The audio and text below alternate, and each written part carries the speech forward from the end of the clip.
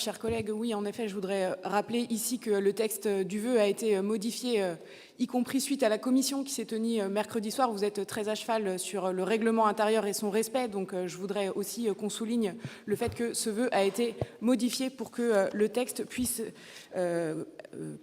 être voté en l'état par l'ensemble des groupes qui composent cette Assemblée. Les LGBT-phobies tuent, le harcèlement scolaire, les discriminations tuent. En France, aujourd'hui, des adolescents et des adolescentes ne parviennent plus à avoir confiance en l'avenir, ne parviennent plus à avoir une place dans la société et donc ne parviennent plus à se projeter. Ce constat extrêmement brutal, il nous a été rappelé par le suicide du jeune Lucas au début du mois de janvier, et il a ému des millions de Françaises et de Français qui sont victimes ou qui ont été victimes de harcèlement et de discrimination. Ce harcèlement qui pousse au repli sur soi, à la perte de confiance, et puis aussi à l'isolement. Effectivement, nous avons une pensée émue pour Lucas et pour sa famille. Et au moment d'évoquer ce drame, je ne peux m'empêcher également de penser à la jeune Sacha, qui était nantaise et qui a été poussée au suicide en 2021, victime de transphobie. Oui, les collectivités ont un rôle à jouer, mais l'État reste pilote via le ministère de l'Éducation nationale pour lutter contre le harcèlement scolaire. Sans des mesures proactives et ambitieuses de sa part, nous ne pourrons pas seuls accompagner ces jeunes, leur donner des outils pour se construire, pour se défendre et pour venir en aide à celles et ceux qui les entourent. LGBT-phobie, racisme, grossophobie, validisme, tout ça n'est que la partie émergée de l'iceberg des discriminations auxquelles nombre d'enfants doivent faire face à l'école.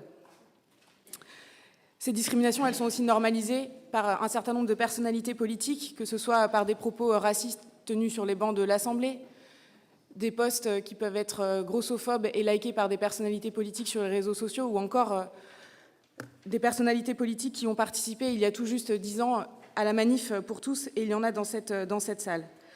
Donc des personnalités politiques qui s'émeuvent de cette tragédie, mais qui, pour autant, font de la récupération politique qui est une violence supplémentaire et insupportable pour toutes les victimes de LGBT-phobie, qui ont assisté pendant plusieurs mois à ces manifestations contre leur droit de se marier, de fonder une famille, contre leur droit, au fond, de vivre la même vie que les autres. Malgré ces vents contraires, le groupe écologiste est fier aujourd'hui, alors que nous fêtons hier les 1 an du mariage pour tous, que les couples homosexuels puissent se marier, puissent adopter et que toutes les femmes puissent bénéficier de la PMA. Ce n'est cependant en effet qu'une étape et de nombreux combats pour l'égalité sont à mener. Aujourd'hui, nous avons le devoir de créer une société plus tolérante, plus respectueuse de la diversité et surtout plus consciente de la richesse des identités qui la composent. Nous devons renforcer l'éducation relationnelle et l'éducation à la vie affective. Nous devons prendre en compte l'intersectionnalité des discriminations. Et effectivement, les alertes des familles, je rejoins ici Madame Opelt, doivent être entendues et provoquer une réaction depuis la direction des établissements jusqu'au ministère. Apprenons de cet événement pour construire la société de demain dans laquelle toutes et tous puissent trouver leur place.